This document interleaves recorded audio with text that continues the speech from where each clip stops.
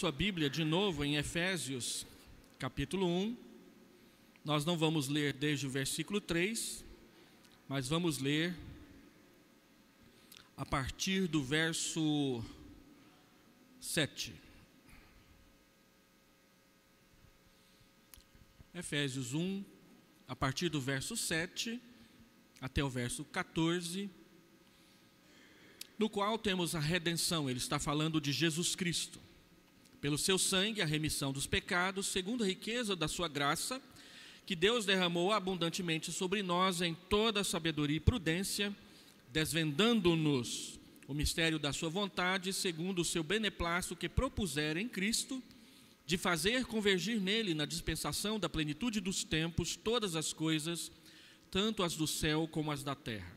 Nele, Jesus Cristo, no qual, Jesus Cristo, fomos também feitos herança, predestinados segundo o propósito daquele que faz todas as coisas, conforme o conselho da sua vontade, a fim de sermos para o louvor da sua glória, nós os que de antemão esperamos em Cristo, em quem, Jesus Cristo, também vós, depois que ouvistes a palavra da verdade, o evangelho da vossa salvação, tendo nele, Jesus Cristo, também crido, fostes selados com o Santo Espírito da promessa, o qual, o Espírito Santo, é o penhor da nossa herança, até o resgate da sua propriedade em louvor da sua glória.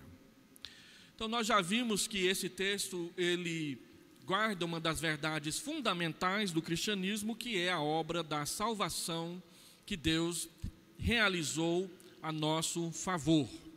É uma frase única e ele é um texto trinitariano, mostra a ação triuna de Deus a nosso favor. O Pai elege e adota, o Filho redime e faz a remissão dos pecados, e o Espírito é o selo e também o penhor da nossa herança. Nós já trabalhamos a primeira parte, falando sobre o Pai que elege.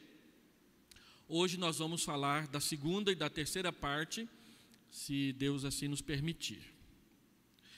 Então, a primeira verdade a respeito de quem é o Deus da igreja é que o Pai nos elegeu desde toda a eternidade e nos adotou como seus filhos. A segunda verdade sobre o Deus da igreja é que tudo isso Deus fez por meio de Jesus, e Jesus realizou a nossa redenção e a remissão dos nossos pecados. Se você vê aí o texto, o versículo 7, ele diz: nele, ou no qual, temos a redenção pelo seu sangue, a remissão dos pecados. A primeira verdade a respeito de Jesus é que nele nós temos a redenção dos nossos pecados com o preço pago por seu sangue. Sempre que a Bíblia fala da redenção, ela chama a atenção para o preço que foi pago, que foi o sangue de Jesus na cruz. É interessante observar isso no Novo Testamento. Sempre que fala que nós fomos redimidos, diz que nós fomos redimidos pelo sangue de Cristo, ou seja, pelo sacrifício que Jesus Cristo ofereceu na cruz, em nosso lugar e a nosso favor e por nós. É por isso que a gente tem aquela birra com aquele cântico que nós gostamos de cantar. Porque a letra original diz que eu nunca saberei o preço dos meus pecados lá na cruz. Então aqui na igreja nós temos cantado: Cristo pagou um alto preço pelos nossos pecados lá na cruz. Há uma diferença muito grande em nunca saber o preço e saber o alto preço que foi pago. Antes eu tinha trocado simplesmente o nunca pelo sempre. Eu sempre saberei o preço dos meus pecados lá na cruz. A Bíblia faz questão de que você saiba: o preço dos seus pecados lá na cruz foi o sangue de Jesus derramado a seu favor. Sempre. Você não pode duvidar disso, você não pode esquecer disso jamais. Essa é a única razão porque você poderá entrar no céu, porque o sangue de Jesus foi derramado a seu favor. O que isso quer dizer? Que ele morreu por você, que ele pagou o preço que você, eu, nós deveríamos pagar pelos nossos pecados.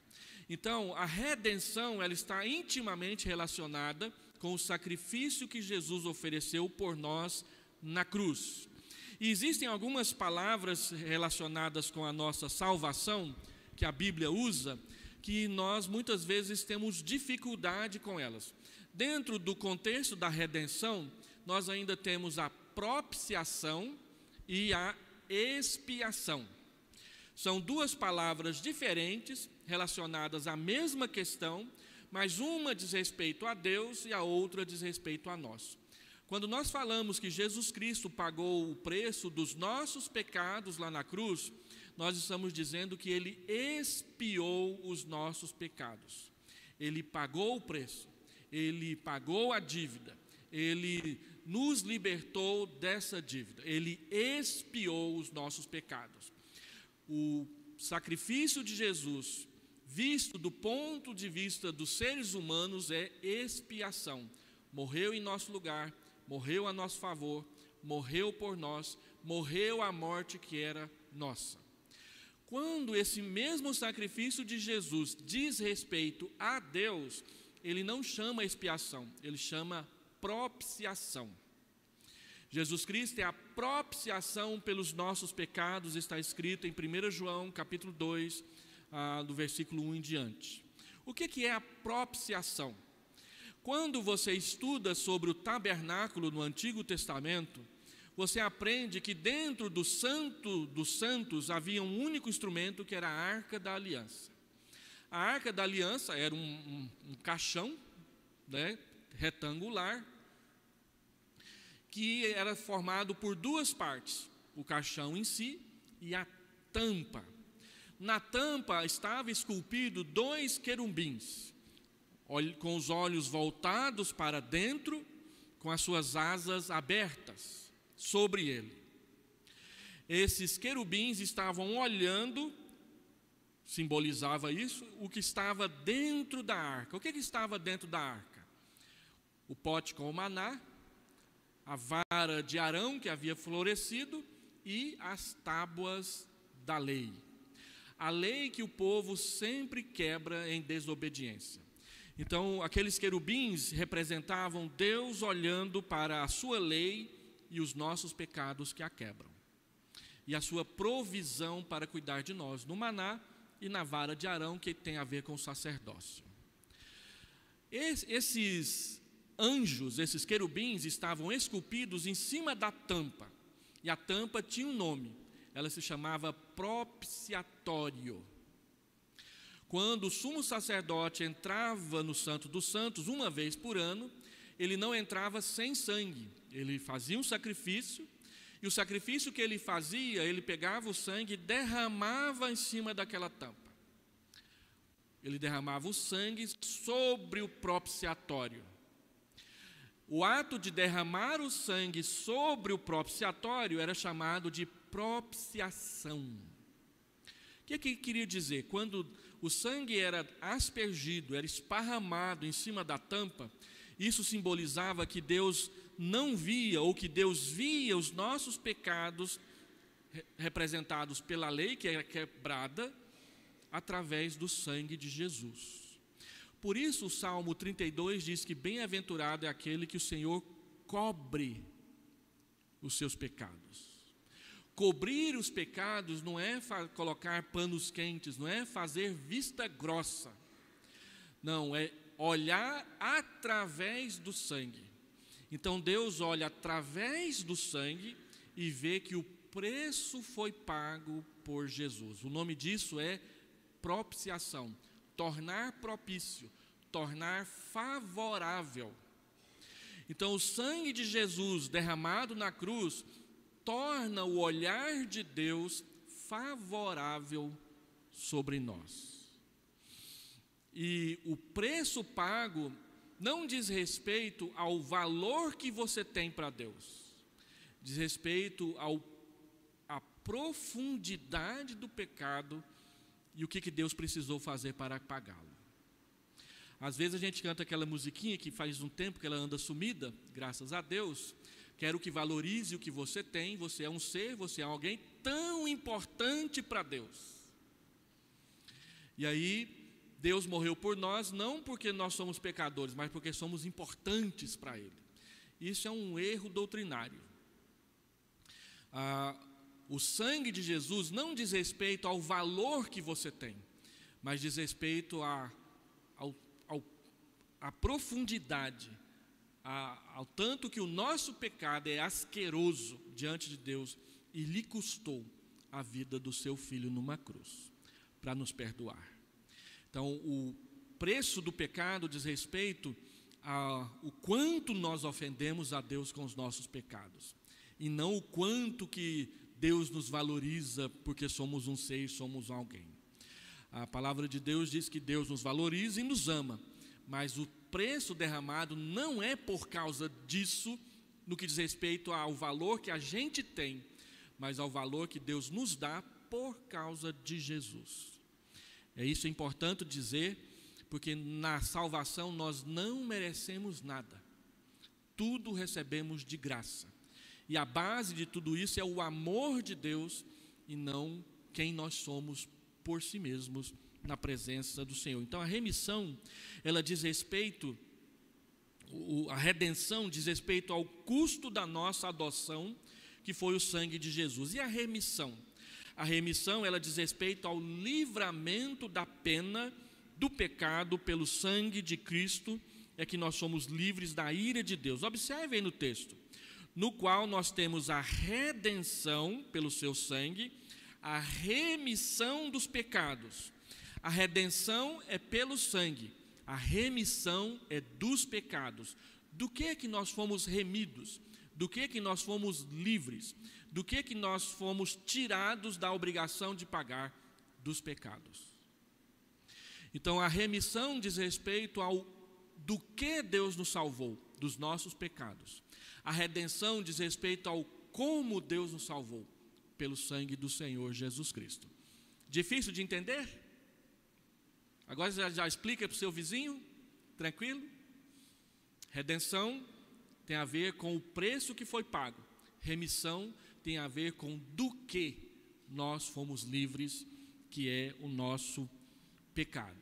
Então a remissão dos pecados, ela é de acordo com a riqueza da graça de Deus para nós. A remissão então diz respeito ao livramento da pena pelo sangue de Cristo. E observe que o flagelo do pecado é tratado pela riqueza da graça de Deus. Constantemente Paulo, quando menciona a graça, ele diz que ela é rica, ele diz que ela é suprema, ele diz que ela é abundante, ele diz que ela é superabundante.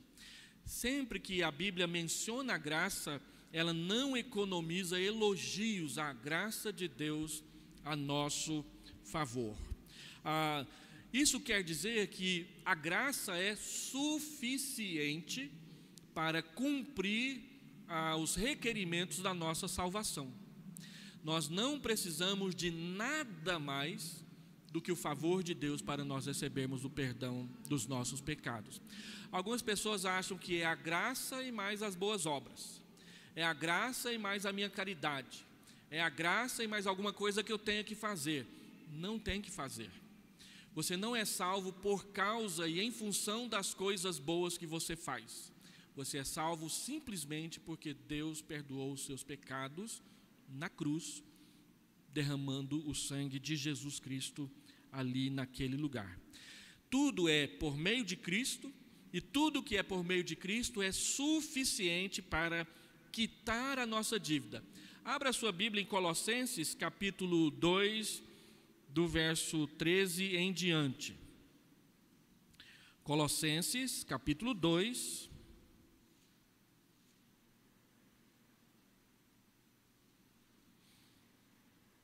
verso 13: E a vós outros que estáveis mortos pelas vossas transgressões e pela incircuncisão da vossa carne, vos deu vida juntamente com ele, perdoando todos os nossos delitos. Não ficou nenhum de fora. Todos os nossos delitos. Tendo cancelado o escrito de dívida que era contra nós e que constava de ordenanças, o qual nos era prejudicial, removeu-o inteiramente, Observe, todos inteiramente. Onde? Encravando-o na cruz e despojando os principados e as potestades, publicamente os expôs ao desprezo, triunfando deles na cruz. Observe que o escrito de dívida foi cancelado. A palavra traduzida por cancelado aqui, ela vem lá dos manuscritos gregos antigos, ela era muito usada para falar a respeito de como que uma dívida era cancelada. As pessoas escreviam a dívida num papiro, uma folha de papel. Quem vai lá na Palestina passa em feirinhas onde ficam vendendo papiros. Eles dizem que é papiro, mas é tudo de casca de banana, né? Mas a ideia é mostrar que o papel era mais grosso que o normal, né? Eram feitos tiras de papiro prensadas, então aquilo era caro, não era barato. E eles escreviam a dívida para, quando a pessoa pagava a dívida, para não jogar fora aquele papel que era muito caro, ele pegava uma lâmina e raspava o papiro outra vez. Ao raspar o papiro, ele apagava o que estava escrito, que era o valor da dívida. Hoje a gente usa borracha, né? Quando eu era menino e a gente fazia terceira série no ginásio, aí tinha a nossa vontade era ter aquela borracha de duas cores, né? A vermelha de um lado, a azul do outro.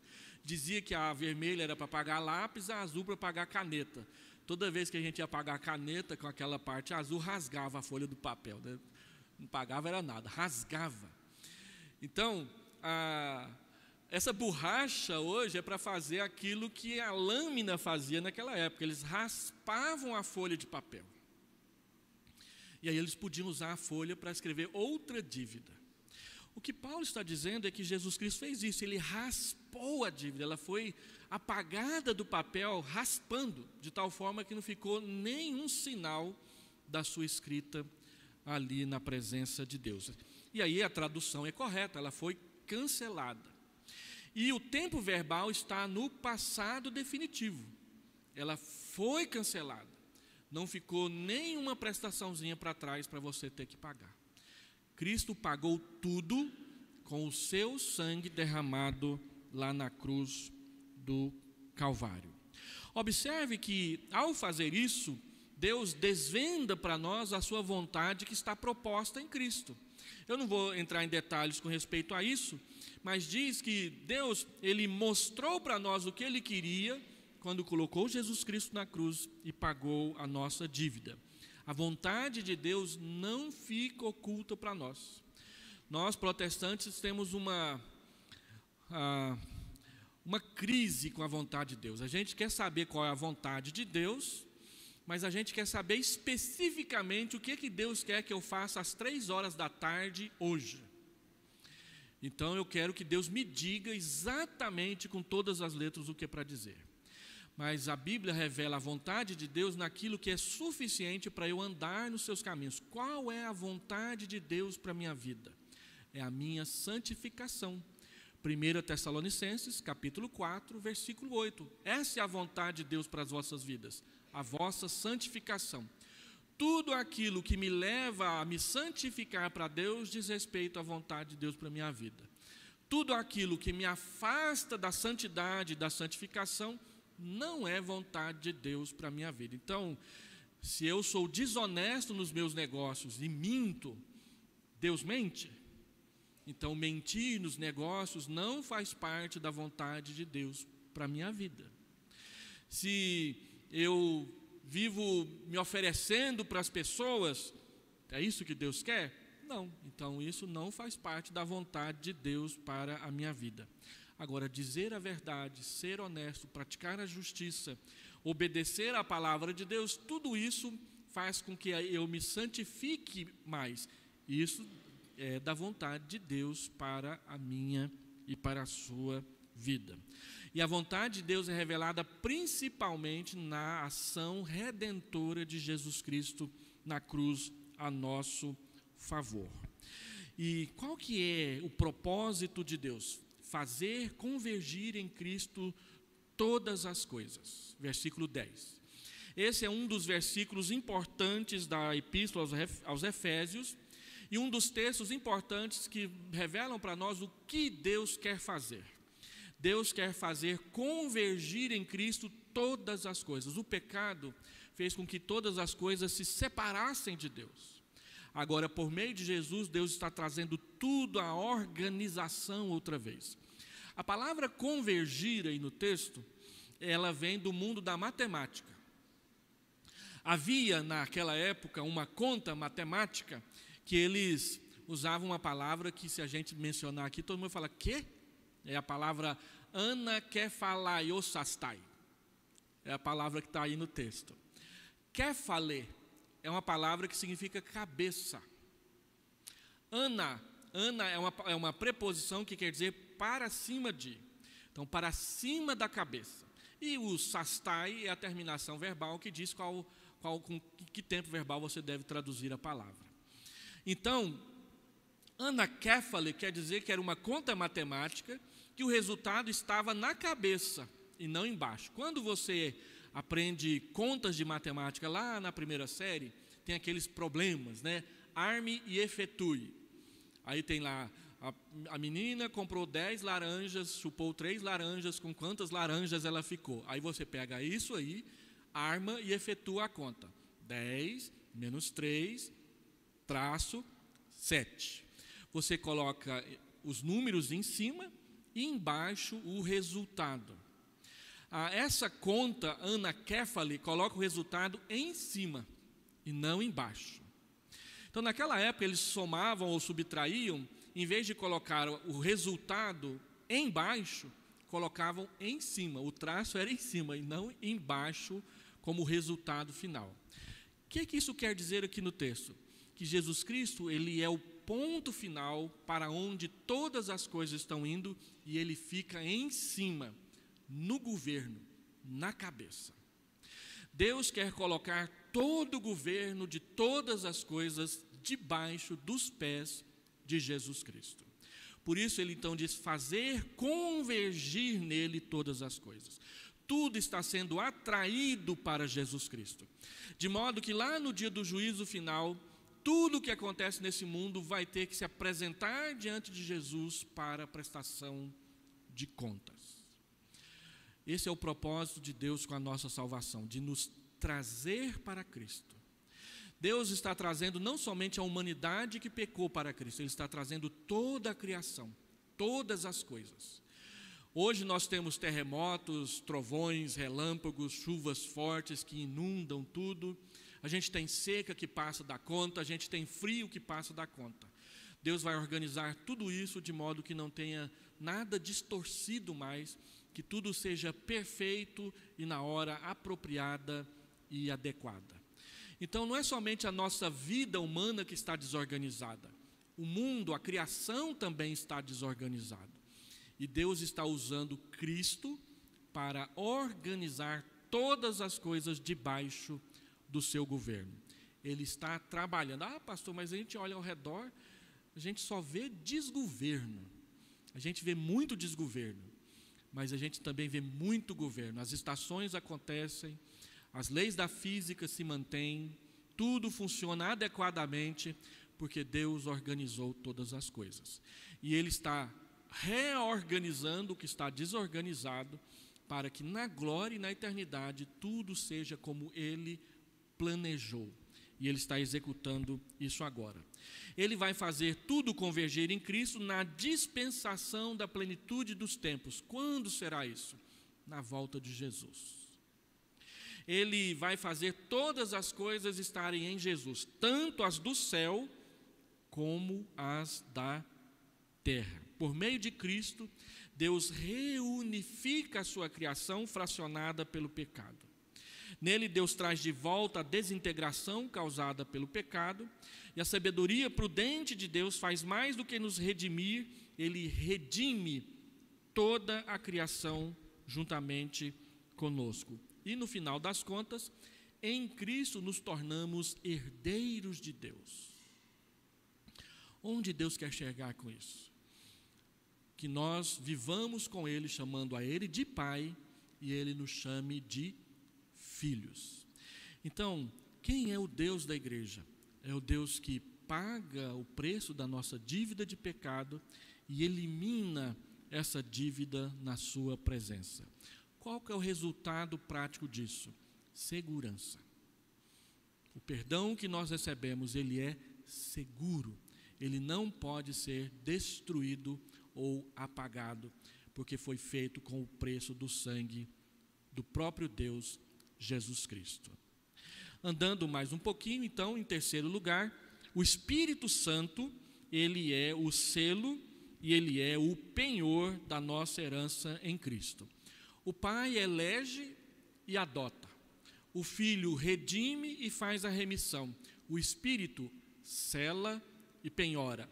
Ou, na linguagem do próprio texto, ele é o selo e ele é o penhor da nossa herança. O que é que Deus fez? Ele fez de nós o seu povo pela sua vontade.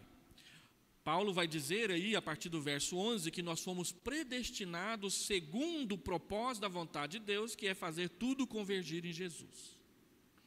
Esse propósito santo de Deus está no fundamento de toda a obra redentiva. Se você observar no verso 5, no verso 9, no verso 11 e no verso 12, todo o parágrafo é encharcado pela declaração de que Deus está fazendo a sua vontade com boa vontade. A palavra que mostra isso é a palavra beneplácito. Beneplácito é a demonstração de boa vontade.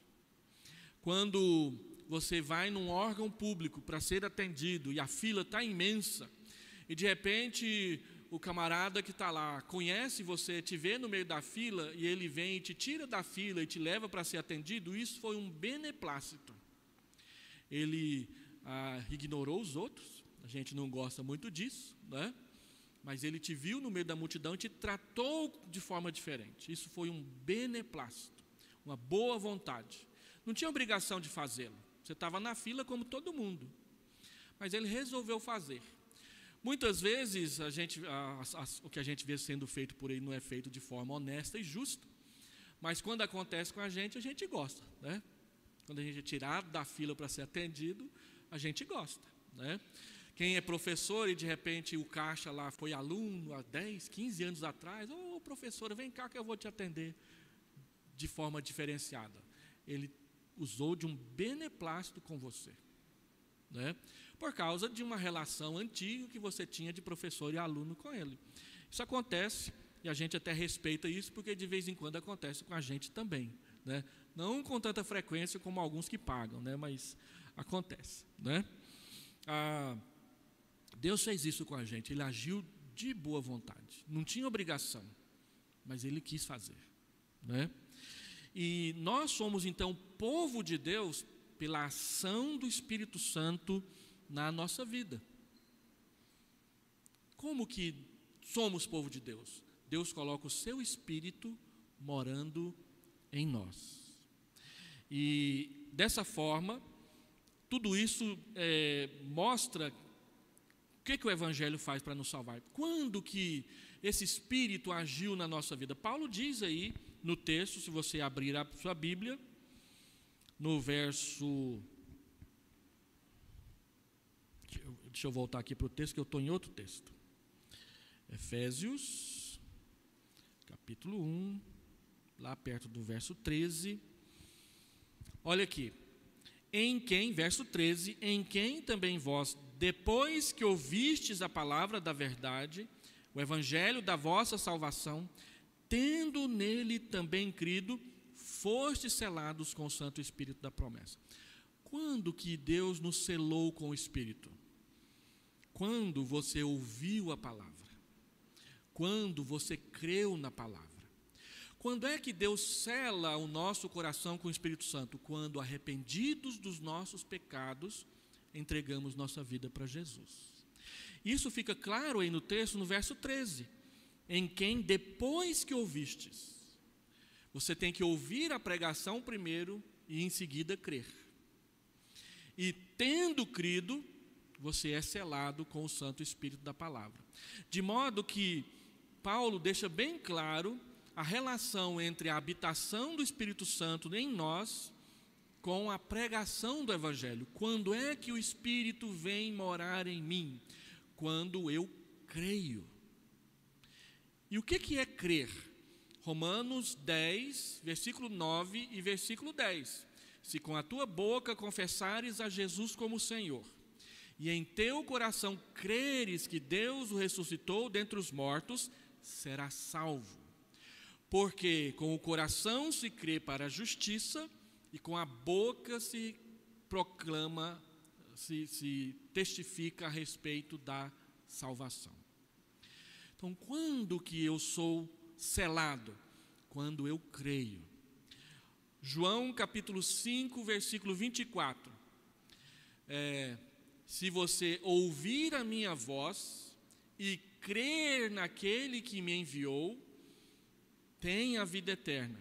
Não entra em juízo, mas passou da morte para a vida. Você tem que ouvir e crer.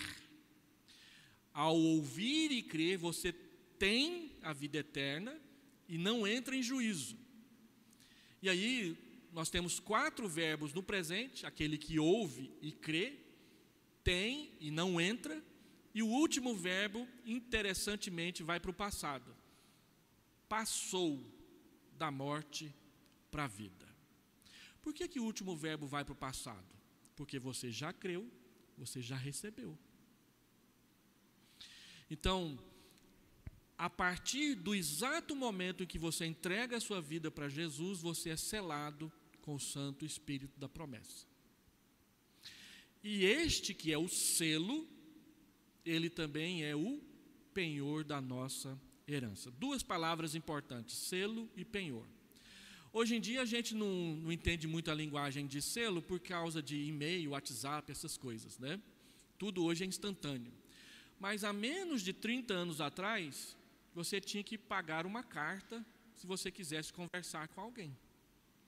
Então você escrevia uma carta, comprava um selo, pregava o selo da carta dizendo que você pagou o preço adequado para a sua carta chegar lá no destino. Hoje é engraçado, você vai nos Correios, paga lá uma fortuna para um tal de Sedex e eles ainda não garantem que vão entregar. Mas eu não paguei? Engraçado, não é? O selo é o lacre e a garantia de que o preço da carta foi pago. Está lacrado, é um conteúdo seu que ninguém pode mexer, está selado, e o selo garante o preço que foi pago para a carta chegar lá. É a mesma coisa a presença do Espírito Santo na nossa vida. Ele é um selo. Ele é a garantia de que Jesus morreu por nós. Ele é a garantia de que o preço da nossa salvação foi pago. E ele é um lacre de que a nossa salvação não pode ser violada até o resgate da propriedade lá no último dia. Deus nos enviou para a salvação, se a gente pode usar a linguagem dos Correios, não é? E ele é o penhor. O penhor, ele é o seguinte: uma pessoa comprava uma propriedade, na época dos tempos bíblicos, e o camarada então pegava um saco, ia lá, enchia o saco de terra e entregava para a pessoa que comprou a propriedade como garantia de que o resto da terra era dele. Era assim: ele comprava uma terra, o cara enchia um saco de terra, ó, pode levar essa terra aqui, isso aqui é a garantia de que todo o resto da terra é sua. Que daqui a um dia você pode vir aqui, eu não vou estar mais morando aqui, e você vai tomar posse da sua terra. E também era uma espécie de primeiro pagamento. Ele entregava um saco de terra dizendo: vou entregar o resto. Não ia colocar tudo na caçamba para levar, né? Mas era isso que queria dizer. Então, a habitação do Espírito Santo em você é como se fosse a primeira parcela do pagamento da salvação que Deus já fez. Deus coloca o Espírito Santo habitando em nós como a primeira parcela que garante que a gente vai morar no céu. É isso que ele quer dizer. Então, o que Deus usa como garantia de que nós vamos morar no céu? Ele mesmo, o Espírito Santo. É Deus habitando na gente. Aí vem o seguinte raciocínio: será que eu posso perder a minha salvação? E a resposta bíblica é não. Por que eu não posso perder a salvação? Eu não posso perder a salvação porque quem me elegeu é o Salvador. Para eu perder a salvação, eu tenho que convencer a Deus de me deseleger. E a Bíblia diz que aquele que vem até Deus, de modo nenhum ele lança fora. E ninguém pode nos tomar das mãos de Deus. Quem dá conta de tomar alguma coisa ou alguém que está nas mãos de Deus? Ninguém. Eu não perco a minha salvação, não é porque eu sou forte, é porque aquele que me salvou é forte, é Deus. Segundo, eu não perco a minha salvação porque o preço da minha morte, da minha vida, já foi pago. O sangue de Jesus foi derramado na cruz. E ao derramar o sangue, Ele pagou a minha dívida de pecado. Se Ele pagou a minha dívida de pecado, eu não devo mais. Para quem que Jesus Cristo pagou a dívida de pecado? Para Satanás? Deus não pagou o preço da nossa dívida para Satanás, Ele pagou para o Pai. Jesus diz lá atrás no Evangelho de Lucas, olha, não tenham medo daquele que pode matar o corpo, mas não pode fazer nada contra a alma. Tenham medo daquele que pode fazer perecer no inferno tanto o corpo como a alma. Quem é este? Deus. Bruna?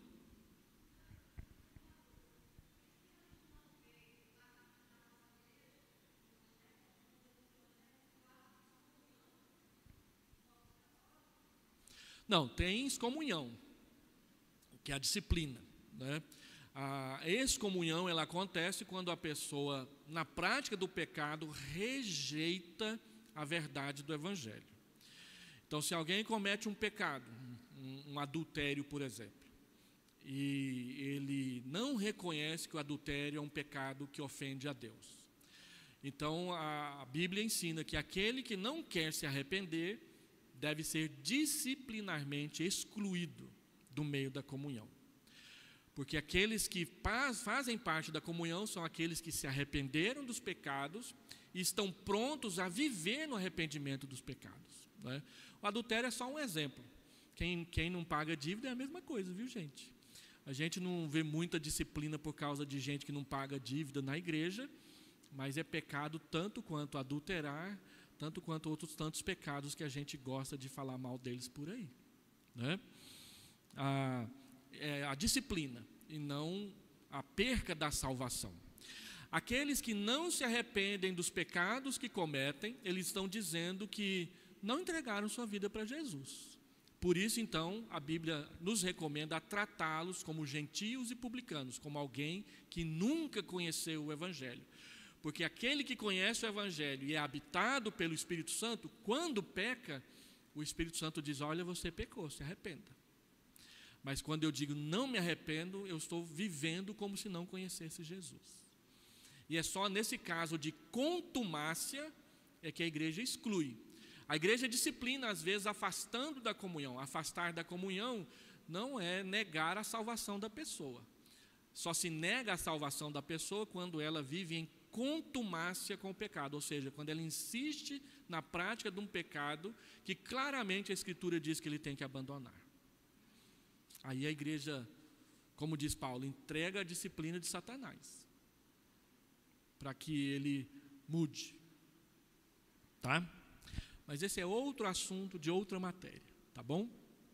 Voltando aqui então, o Espírito Santo é a garantia, em terceiro lugar, de que Deus nos salvou. Para eu perder a salvação, era necessário desmanchar a cruz.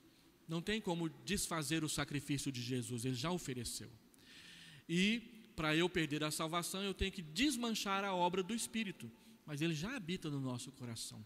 Eu já fui selado com Ele. Para eu perder a salvação, eu tenho que desmanchar a obra de Deus, a obra do Pai, a obra do Filho e a obra do Espírito.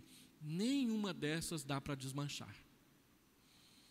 Ninguém consegue desmanchar o que Deus já fez. E os verbos no Novo Testamento, quando se referem à ação do Pai, à ação do Filho, à ação do Espírito Santo, estão todos no passado. Deus já fez. O que falta fazer? o que falta fazer é a glorificação. É Cristo voltar e nós então nos reunirmos a Ele como Ele prometeu. Isso quer dizer que a gente pode viver uma vida de pecado?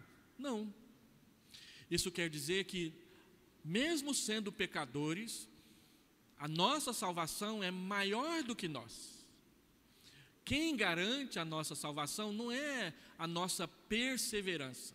Quem garante a nossa salvação é o Deus que nos protege. E Ele prometeu nos santificar, habitar em nós, cuidar de nós, nos pastorear, nos conduzir, nos abençoar. De modo que aquele que persevera tem instrumentos dados por Deus para permanecer fiel na graça. E quando cair? Quando cair, a Bíblia diz que Deus habita com aquele que tem o coração quebrantado e contrito. O arrependimento é uma marca contínua do pecador. Pastor, mas arrepender é muito triste. É. Mas se você está vivendo em santificação, você vai pecar menos e obedecer mais, à medida em que você vai crescendo na sua fé. O problema é quando você diz que é crente e não larga o osso do pecado de jeito nenhum. Aí a gente pode duvidar se você converteu ou mesmo ou não ao Evangelho do Senhor Jesus. Andando mais um pouco então, já indo mais para o final, qual que é a conclusão? Saber que Deus nos elegeu, que Cristo nos redimiu e que o Espírito Santo nos selou, nos leva a essas três condições. Primeiro, a adoração. Reconhecer que Deus fez tudo o necessário, todo o necessário e o suficiente para que nós pudéssemos servi-lo. Quem é alcançado por essa salvação, adora. Porque no final o texto vai dizer, tudo foi feito para o louvor da sua glória. Quem conhece a eleição e a adoção, a redenção e a remissão, o selo e o penhor, adora o Redentor. Segundo, isso produz intimidade. Nós podemos chamar Deus de Pai, porque Ele nos adotou para sermos filhos. Você não trata o Pai como você trata o governador, excelentíssimo Senhor, muito digníssimo doutor, fulano de tal. Você chega perto de Deus como um filho chega perto do papai. Eu agora estou vivendo a experiência de ser vovô, né? E dizem que vovô é ter o neto é um filho de açúcar, né? Isso é só coisa boa, né? A responsabilidade de educar, de disciplinar, de pegar no pé é do papai e é da mamãe. O vovô e a vovó só fica ali no apoio, né? Cuidando, ajudando, servindo.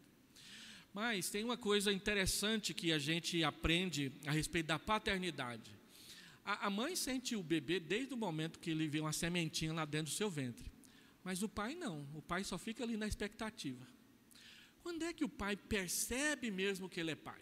Que a ficha cai e fala assim, nossa, eu tenho um filho. A maioria das pessoas dizem que é quando a criança chega para ele e fala assim, papai. Por isso que faz essa gozação toda com aquela história de que não é a mamãe, né? Até falar papai, vai um queijo, uma rapadura, tem que falar mamãe primeiro, tem que falar vovô primeiro, depois é que vem o papai. Mas eu me lembro quando as minhas filhas me chamaram de papai pela primeira vez.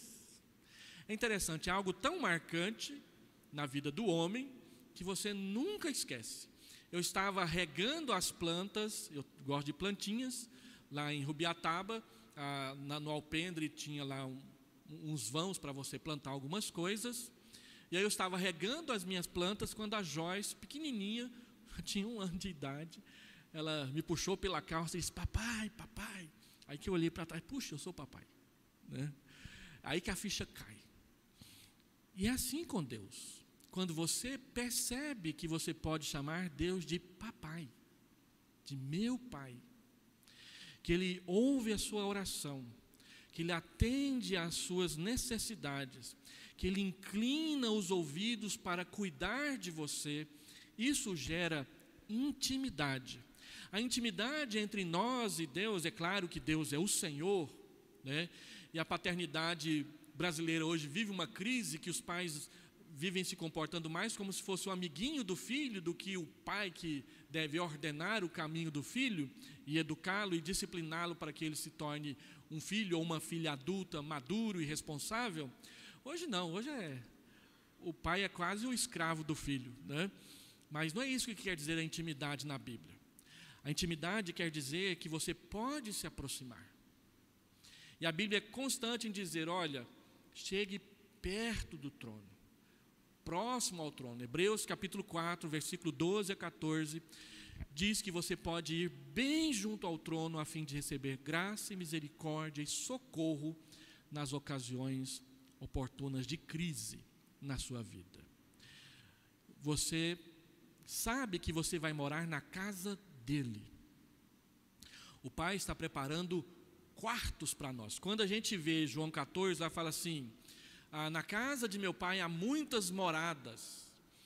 Essa tradução não ficou boa, porque e alguns ainda falam, nós vamos andar em ruas de ouro e eu vou ter uma mansão celestial, né? Como se cada um fosse ter um endereço com um CEP lá no céu, né? Não é bem assim. A palavra moradas, ela quer dizer cômodos, quartos. É como se fosse um grande palácio e nós morássemos em quartos no palácio do rei. O conceito bíblico é mostrar exatamente a intimidade de quem mora na casa do Pai. E Jesus fala, olha, o filho mora na casa, o escravo não mora na casa. Nós não somos escravos, nós somos filhos. Intimidade. E por último, segurança. Ninguém pode desmanchar a eleição. Ninguém pode desmanchar a remissão. Ninguém pode desmanchar o selo da habitação do Espírito Santo na nossa vida. Isso me dá segurança. E essa segurança, ela é mais importante nos dias mais críticos. Quando que eu preciso dessa segurança? Quando eu peco. É quando eu entristeço a Deus. Eu entristeci a Deus, mas sei que Ele não vai me expulsar porque eu sou filho. E porque eu entristeci a Deus e eu quero honrar o meu pai, então eu quero melhorar o meu comportamento. Não é aquele filho que quer dar carteirada porque o papai é poderoso, né? Tem gente aí que é filho de policial e na escola dá carteirada. Você não me disciplina não porque meu pai é o sargento fulano. Ou filho do traficante. Não mexe comigo não porque meu pai é o dono das quebradas. Isso é carteirada. Deus não age assim. Quando a gente faz errado, Ele nos disciplina, porque Ele nos ama. E a resposta é obediência. Mas a segurança, ela é muito mais importante quando a gente está em crise. É eu saber que Deus não vai me deixar porque eu estou vivendo dificuldade. Ou porque pequei, ou porque a adversidade é grande, ou porque a enfermidade me tomou. Alguma coisa que me entristece e me enfraquece, saber que Deus é meu Pai, saber que o preço foi pago, saber que Ele habita em mim, me dá segurança, especialmente nessas horas. Então você é capaz às vezes de encontrar irmãos que estão doentes, mas ainda sorriem. Há poucos dias atrás nós nos despedimos do reverendo Black, o reverendo Edson, pastor Black. Black, eu o conhecia desde antes de ele ser seminarista lá em Anápolis. O primeiro pastor que me convidou para pregar na igreja foi o reverendo Black. Black era conhecido por uma vida piedosa. E de repente ele descobriu que ele tinha um câncer na cabeça. Viveu mais um ano depois dessa descoberta. Faleceu há poucos dias atrás. Você não viu o Black reclamando. Você não viu o Black dizendo que Deus não era justo com ele. Você não viu o Black murmurando a dor e o desconforto da enfermidade. Todo mundo que foi na casa dele no último mês diz que apesar da dor, apesar de estar magérrimo, ele continuava com aquele sorriso lindo que ele sempre teve. As pessoas que são negras costumeiramente têm os dentes bem feitos e brancos, né? Então quando ri você nota mesmo, porque a cor da pele dá o contraste. E o Black tinha um sorriso lindo. E ele sorria constantemente, mesmo em sofrimento. Por quê? Porque ele tinha segurança. Quando a gente sofre e vive isso que Deus é para nós, a gente atravessa o sofrimento com mais perseverança. É claro que dói. E a Bíblia não diz que você é proibido de gemer. Não, o que a Bíblia diz é: gema na presença de Deus. Apresente a sua dor a Ele. E Ele vai cuidar de você. É interessante que a habitação do Espírito Santo faz mais sentido quando a gente mais sofre. Estevão estava recebendo pedradas das pessoas. E a Bíblia diz que enquanto as pessoas estavam jogando pedra nele, e ele via as pedras vindo na direção dele, ele viu, além das pedras e atrás das pessoas, Jesus Cristo assentado no trono. No momento de maior dor e sofrimento, Deus estava ali com ele. E ele então pôde morrer serenamente, mesmo sentindo muita dor. Essa que é a diferença do cristão para o não cristão. A presença de Deus na sua vida faz diferença nos momentos de maior crise. Então, em vez de perder a cabeça e ficar enlouquecido, ele é sereno, ele é calmo. Você vai em velório de pessoas crentes, as pessoas estão chorando, mas estão calmas. Você vai em velório de pessoas não crentes, é grito, é desespero, é pessoas, às vezes você vê até elas pulando no chão e dizendo que vai morrer, que vai morrer, que vai morrer. Essa é a diferença. Você tem segurança. E a segurança te dá paz, serenidade na presença do Senhor. Alguém quer fazer uma pergunta?